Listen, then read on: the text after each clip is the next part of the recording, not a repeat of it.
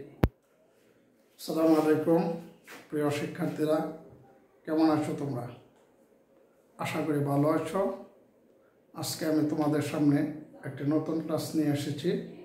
তোমরা মনোযোগ সহকারে ক্লাসটি দেখবে এবং ক্লাসটি যদি ভালো লাগে তাহলে আমার চ্যানেলটিকে সাবস্ক্রাইব করবে, কমেন্টসে জানিয়ে দেবে তোমরা কোন ধরনের ক্লাস পেতে চাও। তাহলে আর বেশি কথা না বাড়িয়ে এখনই শুরু করি আজকের বিষয়টি। আমাদের আজকের টপিকসটা হচ্ছে transformation of sentence. Transformation of sentence পরীক্ষার জন্য একটা গুরুত্বপূর্ণ বিষয়। শুধুমাত্র পরীক্ষার জন্য না, পরবর্তী যে কোনো প্রতিযোগিতামূলক পরীক্ষার জন্য এটা একটি গুরুত্বপূর্ণ বিষয় তোমাদের জন্য। কাজে এই বিষয়টি তোমাদের ভালোভাবে আয়ত্ত করা উচিত। যারা পরীক্ষা ভালো রেজাল্ট করতে চাও তাদের জন্য এটি অবশ্যই অত্যন্ত জরুরি। তাহলে ট্রান্সফরমেশন অফ সেন্টেন্স সাধারণত অ্যাফার্মেটিভ থেকে নেগেটিভ, অ্যাফার্মেটিভ টু নেগেটিভ, তারপরে আছে আমাদের assertive two interrogative, simple, complex, compound, পরস্পর রূপান্তর। এছাড়া আসে পজিটিভ, কম্পারেটিভ, সুপারলেটিভ এবং ভয়েস টেন্স। এই সবগুলো বিষয় একত্রে আমাদের এখানে পরীক্ষা প্রশ্নপত্রে সেটাকে ট্রান্সফরমেশন অফ সেন্টেন্স হিসাবে ধরে দেওয়া হয়। এক্ষেত্রে এসএসসি পরীক্ষাতে 10টি প্রশ্নের উত্তর করতে হবে, কারণ 10টি নম্বর পাওয়া যাবে। তা আজকে চলো আমরা বিষয়টি নিয়ে বিস্তারিত আলোচনা করি। তোমাদেরকে এখানে আমরা প্রথমে লক্ষ্য করব অ্যাসার্টিভ সেন্টেন্সটাকে আমরা দুই ভাগে ভাগ করতে পারি। অ্যাসার্টিভ সেন্টেন্সটাকে আমরা দুই ভাগে ভাগ করতে পারি। তার একটি হচ্ছে আমাদের অ্যাফার্মেটিভ অংশ বা অ্যাফার্মেটিভ সেন্টেন্স, আর একটি হচ্ছে আমাদের নেগেটিভ। একটি অ্যাফার্মেটিভ আর একটি নেগেটিভ। আমরা অ্যাফার্মেটিভ সেন্টেন্সটাকে কিভাবে নেগেটিভ করব এই বিষয়টা আজকে আমি তোমাদের সাথে আলোচনা করব। অ্যাফার্মেটিভ সেন্টেন্সটাকে নেগেটিভ করার জন্য প্রথমে তোমার বুঝতে হবে আমার যে প্রশ্নটা দেওয়া আছে, প্রশ্নপত্রে যে প্রশ্নটা দেওয়া থাকবে সেই বাক্যটি অ্যাফার্মেটিভ না নেগেটিভ সেটা আমি চিনব কিভাবে। অনেক লম্বা লম্বা রুলস করার চেয়ে এই সংক্ষিপ্ত পরিসরে আমি তোমাদেরকে আলোচনা করে দিচ্ছি। অ্যাফার্মেটিভ সেন্টেন্স যখন হবে, অ্যাফার্মেটিভ সেন্টেন্সে only, alone, every, both, dash dash and, either dash dash or, as soon as, must, have to, has to, as dash dash as, এই কথাগুলো যুক্ত থাকবে। যদি এই কথাগুলো যুক্ত থাকে তাহলে সেটা অ্যাফার্মেটিভ। তার বিপরীতে যখন আমরা নেগেটিভ করতে যাব তখন এই ক্ষেত্রে আমাদের এই বাক্য শব্দগুলো এখানে বসাতে হবে, প্রতিস্থাপন করতে হবে। যেমন অনলি অথবা অ্যালোন যদি থাকে এক্ষেত্রে আমরা বসাবো নান বাট, নাথিং বাট অথবা নট মোর দেন। শর্তটা হচ্ছে সব আমি কোনটা বসাবো। নান বাট যখন বসাবো ব্যক্তি বোঝালে নান বাট, বস্তু বোঝালে নাথিং বাট, বয়স বা সংখ্যা বোঝালে নট মোর দেন অথবা নট লেস দেন বসাবে। এভরি, তারপর যদি সাবজেক্ট বা অবজেক্ট হয় এক্ষেত্রে উত্তর বাক্যের শুরুতে দেয়ার ইজ নো বসে। দেয়ার ইজ নো, তারপর প্রশ্ন বাক্যের সাবজেক্ট পুনরায় ভার্ব, প্রশ্ন বাক্যের ভার্ব প্লাস অবজেক্ট। আমি এগুলো তোমাদেরকে বিস্তারিত এক্সাম্পল দেব। বোথ ড্যাশ ড্যাশ এন্ড যদি থাকে তাহলে বোথের পরিবর্তে আমরা নট অনলি এবং এন্ডের পরিবর্তে ভার্ব অলসো বসাবো। আইদার এবং ড্যাশ ড্যাশ অর, অর্থাৎ আইদার তারপরে আরো কিছু শব্দ বা শব্দগুচ্ছ সেখানে থাকবে, তখন কিন্তু তুমি এটা সুন্দরভাবে ব্যবহার করতে হবে। তাহলে আইদার যদি থাকে এক্ষেত্রে আমরা আইদার পরের পরিবর্তে নর বসাবো। এরপরে দেখো নাম্বার 5, এস সোন এস যদি যুক্ত থাকে, এস সোন এস যুক্ত থাকলে তার পরিবর্তে no sooner had dash dash there. Than কোথায় করবে সেটা আমরা এক্সাম্পলের ভিতরে আলোচনা করে দেব। Must, have to, has to যদি থাকে তাহলে ক্যান নট বাট এবং ক্যান নট হেল্প তোমরা বসাবে। 7 এবং last number as dash dash as, এক্ষেত্রে not less dash dash than. এখন চলো আমরা একটু উদাহরণ দিয়ে এখানে বিষয়টা আলোচনা করি। আমাদের প্রথমেই আছে অনলি অথবা অ্যালোন। আমরা লিখতে পারি only he can do this. এখানে প্রশ্ন বাক্য এরকম লেখা থাকবে নেগেটিভ, তার মানে তোমাকে বুঝতে হবে এই বাক্যটা কেমন নেগেটিভ করতে হবে। তাহলে যখন অনলি যুক্ত আছে, যদি অনলি যুক্ত থাকে তাহলে অনলি এর পরিবর্তে আমরা নান বাট লিখে দেব, অথবা নাথিং বাট লিখবো, অথবা নট মোর দেন লিখবো। এখন প্রশ্ন হচ্ছে আমি নান বাট কখন লিখবো, নাথিং বাট কখন লিখবো এবং নট মোর দেন এটা কখন লিখবো। এক্ষেত্রে তোমাকে মনে রাখতে হবে অনলির পর যদি বা সাবজেক্ট যদি ব্যক্তিবাচক হয় এক্ষেত্রে আমি অনলি এর পরিবর্তে নান বাট বসাবো।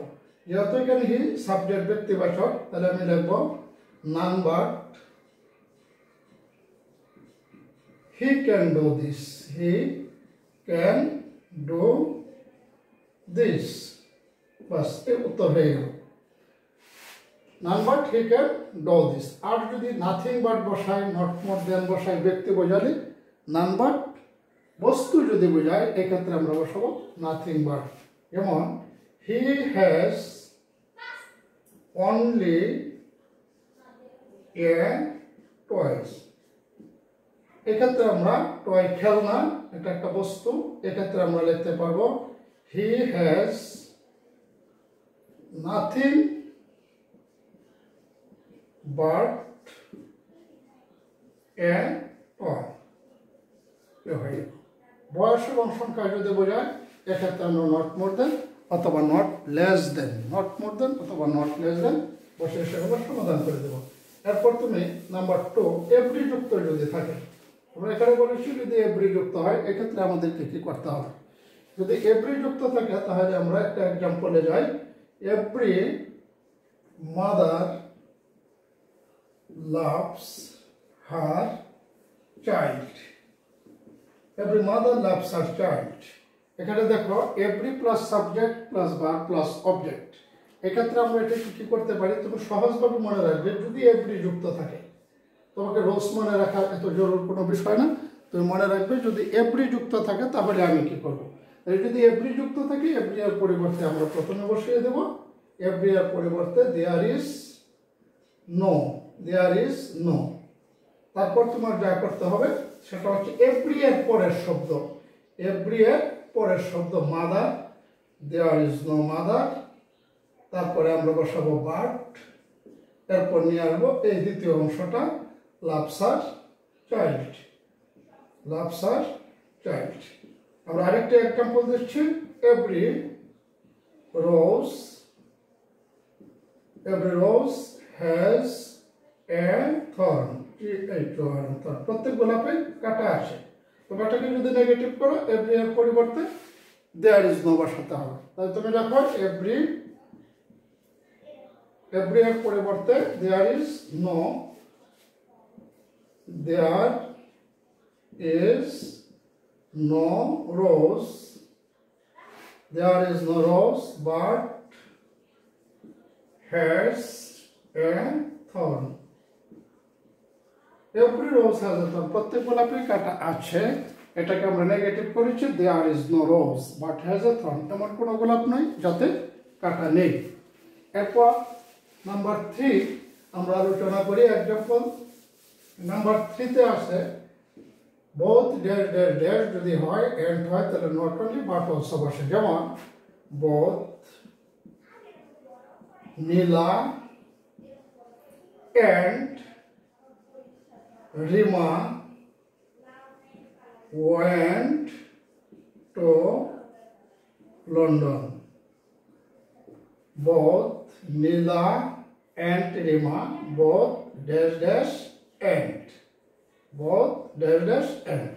সমজাতীয় দুটি শব্দকে সাধারণত এটা কনজাংশনের মতো যুক্ত করে, এক্ষেত্রে বোথের পরিবর্তে তুমি প্রথমে লিখবে not only, not only Nila, and এর পরিবর্তে আমরা লিখব but also Rima went to London. একদম সহজ, একটু করে প্র্যাকটিস করলে তুমি দেখবে অনেকগুলো বাক্য, যত রকমের বাক্য আসো বোথ ড্যাশ ড্যাশ এন্ড দ্বারা তুমি ইনশাআল্লাহ পারবে। তারপরে চলো আমরা 4 নম্বর রোলসের এক্সাম্পলে চলে যাই।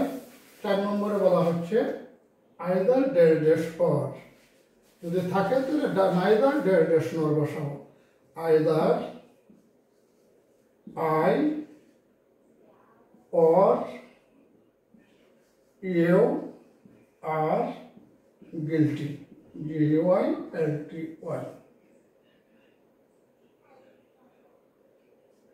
গিলটি। এখানে আইদারের পরিবর্তে আমরা বসাবো নাইদার, NEITHER, নাইদার। তারপর আমার আই থাকবে, পরের পরিবর্তে আমরা লিখবো নর, NOR, নর, এও আর গিলটি, বাস। নাম্বার 5, নাম্বার 5-এ যদি আমরা আসি, নাম্বার 5 একটা গুরুত্বপূর্ণ নিয়ম, এটা পরীক্ষায় অনেক সময় বেশি বেশি থাকে, সুতরাং এটা খুব বেশি প্র্যাকটিস করবে। এখানে বলা হচ্ছে as soon as। as soon as শব্দের অর্থ কি? সেই মাত্র। as soon as দ্বারা যদি কোনো বাক্য অ্যাফার্মেটিভ হয়, এক্ষেত্রে এটা আমরা নেগেটিভ করার সময় as soon as এর পরিবর্তে no sooner had বসাবো। কিভাবে বসাবো সেটা আমরা লিখে দিলাম, as soon as the thief, as soon as the thief saw the police, he ran away. As soon as the thief saw the police, he ran away. চোরটা যেমাত্র পুলিশকে দেখলো তখনই সে দৌড়ে পালালো। তো এই ক্ষেত্রে আমরা as soon as এর পরিবর্তে ব্যবহার করব no sooner had, no sooner had। as soon as এর পরিবর্তে আমরা ব্যবহার করছি no sooner had। তারপর এখান থেকে সোজা তুমি কমা পর্যন্ত চলে যাবে, no sooner had the thief saw the police,